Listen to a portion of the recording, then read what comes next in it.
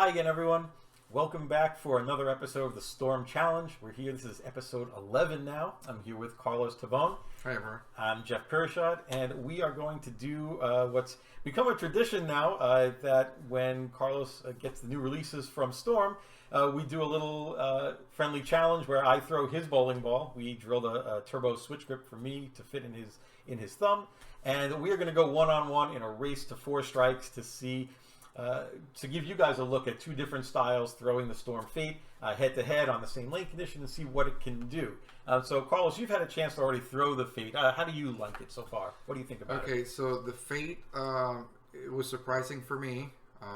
It's a stronger cover. It has the R2X cover stock that it's found in the Night Road and also in the Dark Road. And I actually found it to be a lot smoother than I expected it to be. I can actually keep it in front of me when there's wet dry front to back, but I can also in league when I have the tendency to get in trouble because I have early friction to the right and too much push in the middle, I can actually open up my angle and the ball doesn't want to jump. So I was pleasantly surprised for the last few weeks that I've used it. I like it. I drilled it with a 5 by 3.5 by 2.5 layout. That puts the pin a little bit closer to my finger holes than most of the pearl stuff that I've drilled. I usually go with a much smaller pin buffer. But this one puts it closer to the fingers and makes it a lot rounder. The ball has plenty of continuation through the pins. I really, really like this ball. Okay, well, we'll see what this does. We'll see if you like it so much you can beat me with it. I don't know. I think we're tied at 5 now. This is episode 11. Yes. So there's a rubber match to see who can take the lead in our challenge. So we'll be back when this challenge is over. We'll do some commentary during it, and we'll give you a wrap-up. So see you soon. Okay, so we are going to be starting off with the first shots. Carlos is up first. Because I lost the last time. Because you lost the last time, exactly. And your first shot was actually pretty good. 7-10. Really? Really? That's how you're going to start the match. I will. I'll take it every time. You're going to start the match by what you do. Dominoing the 7-10. Sure. You see, look at this. Real strikes. Real strikes. Domino the 7-10 out on me. All right. So we're still tied at 0. As you can see, we're fast forwarding between the downtime on shots. So this is going to go a lot faster than some of our previous ones. Your second shot also looks pretty good. You got it to the break point. And I like the way this ball, it like we were talking about, it corners, but it's still got some smoothness to it. So you get some predictability. I just like, it seems to me visually that it slows down in the proper part of the lane. It wants to make it smooth. Obviously, you got it white right there. There was no amount of slowing down or making moves that was going to get that ball to strike. Absolutely. I just missed very much to the right. I just go up 1-0. You are up 1-0. But yeah, I was very comfortable. I like how I was throwing it. I focus on more of the form of my release and make sure I got around it. I have a tendency to, just get up the back a little bit when I get fast with it. That one was a little slow, but I still like the shape of the ball for sure. I believe I moved in a little bit because I wanted to make sure that if I missed right, it wasn't going to go out to the out of bounds. Sawgrass lanes where we fill this has a little bit of an out of bounds kind of outside, like 4. So I want to make sure I get on the other side of that. You see that ball gets to about 5 or 6. Right, and it changes directions. But like you said, it's very smooth and continuous. It's not very quick transition, so it's very predictable. Now, I've seen a couple of people, they have this ball really polished, shined up, and it does make that quicker transition. So this cover seems to be pretty versatile.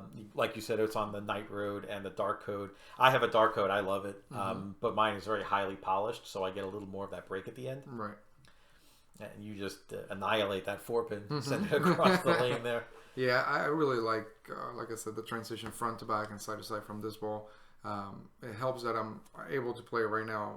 The part of the lane that I like to play is not too straight, not too deep. My tendency is to get more comfortable the more left I have to go, but yeah, I'm liking it. This is actually one of the more predictable pearl balls from Storm that I've thrown in some time. With my ball speed, and I tend to sometimes get around the side of the ball a little too much. Sometimes the covers are a little skittish, or they'll be a little too reactive on the back end. But this one, the transition was just a little slower because the cover stock was just stronger. Right. Like on the Night Road. And for me, I can make this ball, I think, do a lot more for my rev rate. I agree. I think that this is a very good combination. RG is 252 on a 15-pound ball. The differential is 0.053. So medium to high RG with a high differential and a stronger cover, pearl cover, the R2X, which is, like you said, found in Dark Code and the Night Road. I think it's just a very good combination. I don't see myself shining this ball. I like how it comes out of the box. It has the new finish, the factory finish, the reactor gloss, and I think it just fits me better.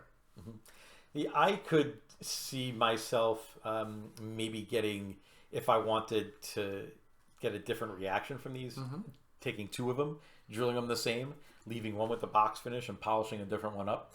And I think that way you have one to go with. You have one, and then you can go right to a different one. Right. Like in that transition. Yeah, it was a really good shot after a long layover. You obviously fast forwarded, but the miracle of modern technology. We Yes. fast forwarded through that lane breakdown, and we talked right through it.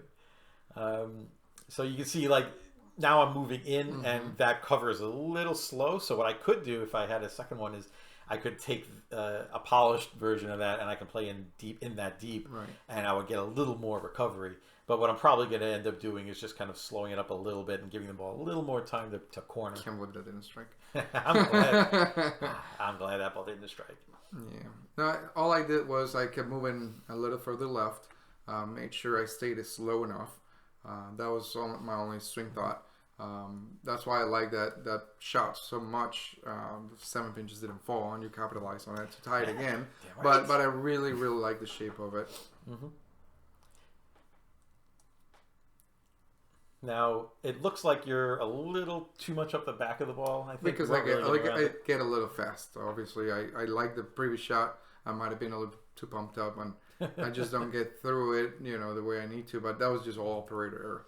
Yeah, see, and for me, like I said, I moved it a little bit. I'm just gonna get it out to the right to the dryer. I think a lot of people would be surprised, for a Belmo line ball. Most of the other ones, except for maybe the promotion drive, the Timeless, the Trend 2, they've been pretty angular, pretty quick, response. This one is just going to be a lot rounder and more predictable. And this one for the win. Oh, we got it. Throw it for the cheese, huh? Yes. We're back. There you have it. I won again. I think is that 3 in a row now? You were up 5-3. And now I'm up 6-5, so everything is as it should be again. I am now winning again. So, as you saw, the Storm Fate had a little different of a reaction for both of us.